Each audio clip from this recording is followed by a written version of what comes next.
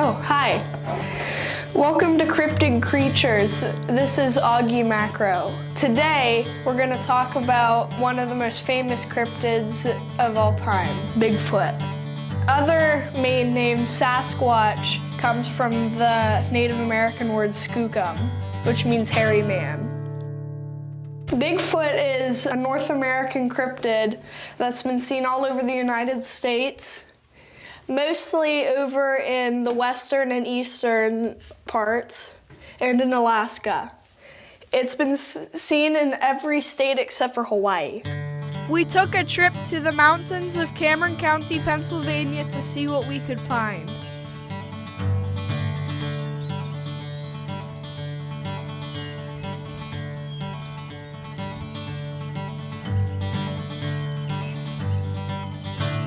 So Augie, explain to me the significance of the Bigfoot Howl. Well, a lot of times Bigfoot will communicate with each other that way through long distances. Like for example, a scout Bigfoot will go out in the daytime and look at everything, and then at night, whenever they start heading back, they'll find a good hill or valley, and then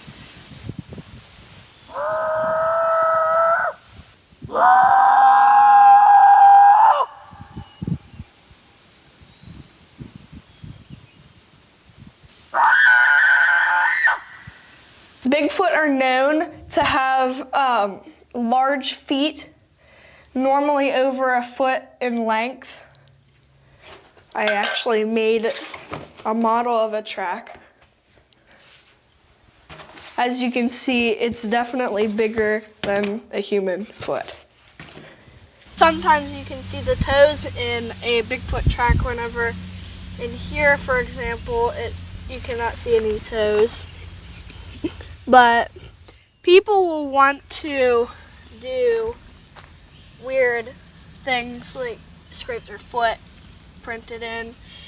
You have to be able to know the differences between the tracks. So, if it's a fake track, then you will most likely see the arch in the foot, like a human foot. Because, let me show you. So, you can see how a human track has an arch, a human foot has an arch in it. Whenever a Bigfoot track doesn't, being that it has certain bone differences. And also, human feet probably have treads in them, and Bigfoot don't. It mostly eats things like fish and berries, nuts, small animals, but it will eat eggs, roots, carrion, larger animals, and sometimes clams, depending on where it is.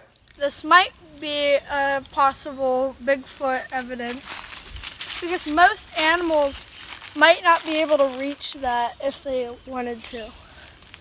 So if a Bigfoot were walking by, it might need to do that.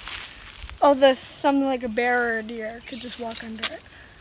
By the looks of this, what you found, it looks sort of like it might be a Bigfoot evidence because it's very hard to break a tree like this with just plain bare hands.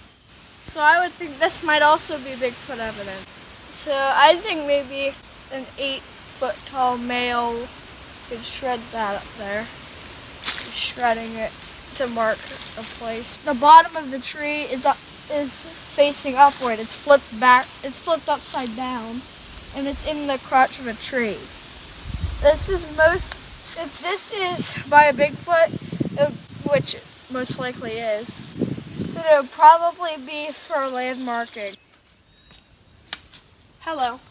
I would think that this was a good place for a Bigfoot to live because there's a lot of places to hide around here, and there are also a lot of, it's much cooler down here, and there's no sounds bothering a Bigfoot.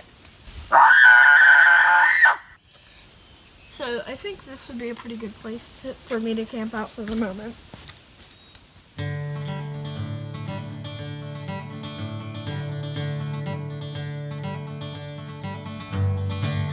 It's known to be anywhere from 7 to 10 feet tall. Its average is about 8.5 feet. And it's been known to have red or green eye shine, being that it has bioluminescence behind the retina. It has the capability to create light out of its eyes. I was right here, and Noah, my friend, says that he sees something just darted back in the woods. I look, and then all of a sudden I see a black humanoid figure right up in the middle of back there. What was it? What? What do you think it was? Bigfoot. We saw something behind this very tree, and we took a picture, and it turns out there was something peeking, like a head right here, and it turns out it was a Bigfoot. 8.5 foot by about, let's see. 3 feet and a half. That's like 3 3/4 feet. I mean, that tree, that part of the tree where it was standing is probably like 8 feet tall, and it was just below it, so it was probably like 7.5 feet, which isn't a normal person's height. If it's a large male, which you can tell if it's really big, don't look at it straight in the eye because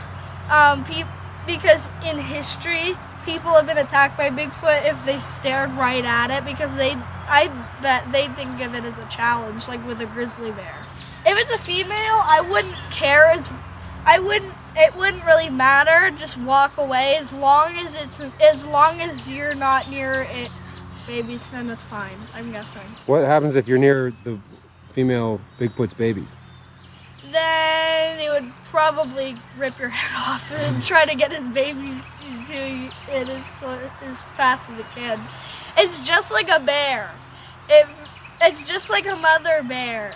If the cubs are right there and you're right there, the bear will charge at you and rip your throat out and try to get the cubs to safety. So I wouldn't go near a mother with babies, and I wouldn't go near babies. I would stay back.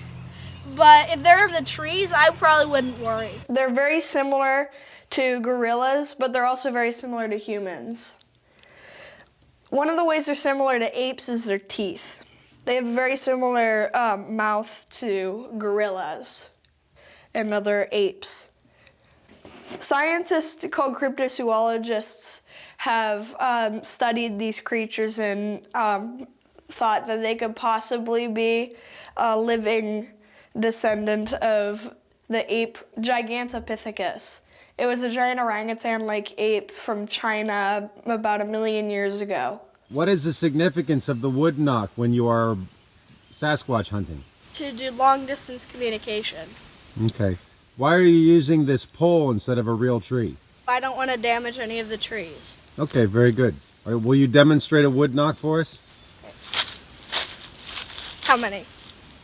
Well, what would be the appropriate amount on almost noon on a weekend for a Sasquatch?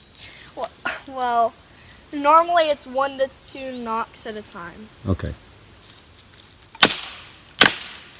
Another form of communication between Bigfoot, which is known as the whoop.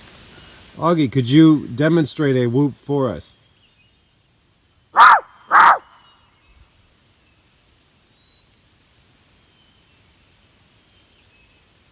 Yeah, I don't hear anything. I don't know, you think a real Bigfoot did that? Yeah, because I swear I did not do it, and nobody would be trespassing on this property doing it. Oh, it looks kind of hoaxy to me. Thanks for watching the show. Hope you watch our next episode and check out these companies. The Cobblestone Recording Company and the Kitty Petters Union, our sponsors. This is Augie Macro with Cryptid Creatures signing off.